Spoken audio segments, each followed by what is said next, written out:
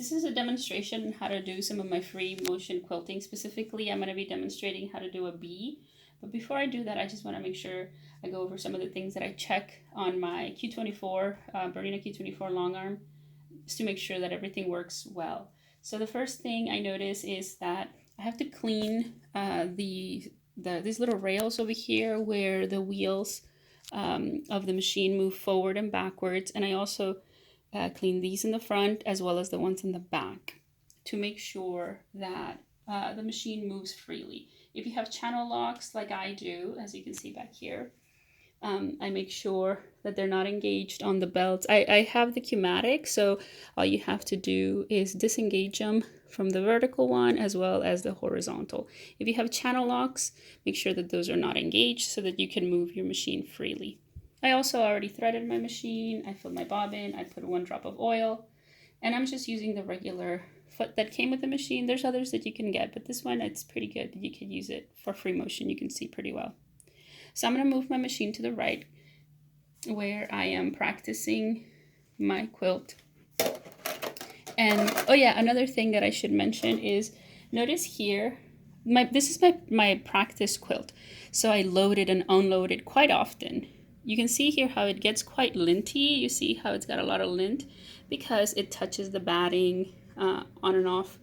Now, what I have done is, as you can see here on my practice, after I load it, I use just a standard lint brush to make sure that all the lint is taken off. You don't want to trap any more lint than you have to. As you can see here, the difference between my practice that I've cleaned with the lint brush, there's no lint anymore. That's compared to before we take out the lint. You can see it's quite linty. And that's just one of the things that happens with quilting cotton. It gets linty, especially if it touches the batting. Some of the tools, again, so I use my lint brush. This is one of the little boxes that I got with my Bernina machine. I keep my gauge to make sure I test my tension on the bottom, on the bobbin. I already did that. I already put a drop of oil, and this is just a couple of extra bobbins. So I keep this all the time on my machine. As I'm using it, you can rest it, I can put it on the side. I know a lot of people put things on the table of the machine, on the bed of the machine.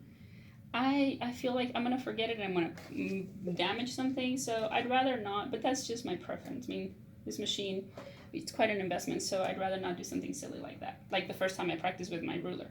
That's a whole different story. So I'm gonna put it on the side table so that it's out of the way. I do always keep handy my little scissors to clip the thread, and right now I'm going to use a chalk pencil to demonstrate. Let me go over here in my practice quilt where I have some space, right here. Now you can see I practice some doodlings and things. Because this is practice, it doesn't have to be perfect. One thing I want to mention is the angle of my handlebars here. It's a lot of people, depending on the machine that you have. Again, this is the Bernina Q24, as you can see. I really prefer having it at this angle because that's how my hands naturally sit. I thought I liked it really low down here, but I didn't prefer it. I tried them down here and I didn't prefer them. A lot of them have them up here. Again, this is your preference. I do like them here really well. So this is how I've left them. Again, I tried all the different angles. I tried one up, one down. I tried them upwards. That's a really good thing about these machines, that you can change the angle quite to whatever you like. So, like always, if you have one of these machines or if you're thinking of getting one, you can press the buttons, but I like to use the ones in the hand. You can tell here, this one's to knot it. So the first thing I'm going to do is hold my thread here, and I'm going to pick a spot where it's not so obvious that I'm starting. Right here. I'm going to press button number 1 to bring my thread up once. There it is. And you can see this is the bottom thread that I'm grabbing. Now I'm going to hold to both of those tails. I'm going to be using BSR 2, and just because I'm going to be doing tiny work, I'm going to put 12 stitches per inch, just so that I can see the tiny stitches. When you do lots of little tiny designs, if you use long stitches, it looks very jagged. If you have a laser, you can put it in auto. You can turn it on. I'm gonna leave it in auto. I guess it doesn't matter. That's again, it's your preference. So what I'm gonna do, Okay, I guess that helps. You can see the little dot. That's where my needle is going to go. I'm going to start my BSR by pressing the button right here, number 2. And the moment I move it, it's going to start stitching. And because it's in BSR 2, if I stop, it's going to stop. It doesn't idle, it just stops. A lot of people use this for ruler work, but I prefer this one so that it stops when I stop moving. So I'm going to press the button, and I'm going to move it a little bit, and then I'm going to press it again. And I have it set to stop with the needle down like that. So now, use my scissors. You don't ever want to leave these tails hanging out because then you're going to sew them onto them. They're going to catch and cause problems. So cut those off. Now what I'm going to do is I'm going to come this way, and my idea is to get out of this space. Again, this is a practice quilt, so you can see here my knees did something funky there, but that's all right. It's a memory. So what I'm going to do is I'm going to do a B. So I'm going to do like a little loop here, and then a little swiggle. And then to make a B, you just make a oval like that. And then after you finish with the oval, you make a pointy, what do you call that? The stinger of the B. And then I come back, and then I do a few stripes on the B, and then I make an eyeball, and then you make 2 little wings, and then you continue on to something else. So that's the idea. Let's see how it goes. So I'm going to start here, and I'm going to, kind of go around this way. So I'm going to, you know what, I'm going to do a few pebbles since I'm here. Again, this is practice. I'm going to get out of here. Okay. So I'm going to start. I'm going to follow this way.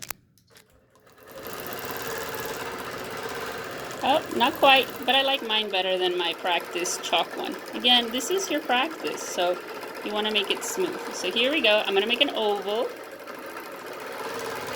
And now I'm going to try to go as much as I can on top of that line. That took practice. And then make a point and make a few stripes. So a side, down, a side, up, to the left, down. There you go. And then we make a little eyeball. Make a little circle. And then get out of there. Make a wing and another wing. And then get out of there and continue. Make another loop. I'm going to make it more round. And then go this way. And let me make another B without tracing it. Let me make an oval. And then go back. Make the pointy stinger. Make some stripes. And this is free motion, so it's going to look pretty even if you make a few mistakes. See, this one only has 2 stripes. I finished. I'm going to make some leaves, not leaves, wings. And then get out of there. Make a loop. I'm going to come back this way.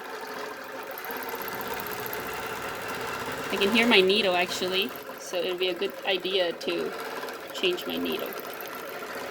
Here I'm going to make another B, but the other way. So it's going to go an oval. I'm going to make the stinger on the left side now. Make some stripes.